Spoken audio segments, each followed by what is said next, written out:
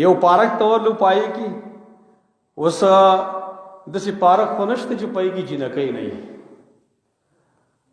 نو جنکۍ پکې تصویرانو باسي نو پیسې راچوتې کړي دي نو زمونږ په راروي ورته ویل چې دا پیسې ښکته که دا ګناه ده ځکه زنانو دپاره خو پیسې اوچتول ګناه ده که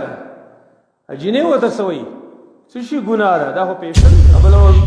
مخکې ورځو کې یو ملګري بلکې زما خپل روړ دی هغه راته قصه وکړه علمه یو ځای داسې په چکر باندې تلي وو زمونږ وراره دی هغه هم راسه یو پارک ته ورلو پای کې اوس داسې پارک خو نشته چې پای کې جنکۍ نه وي نو جنکۍ پکې تصویرانو باسي نو پیسې راچوتې کړي دي نو زمونږ په راروي ورته ویل چې دا پیسې ښکته که دا ګناه ده ځکه زنانو دپاره خو پیسې اوچتول ګناه ده که جینۍ ورته څه وایي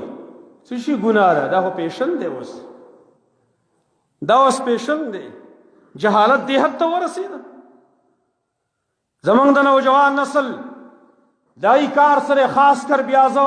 ډېر افسوس کوم په هغه تعلیم یافته طبقه باندې چې کم ایجوکیټډ خلک ځان ته وایي په کالج او په یونیورسټۍ کې دي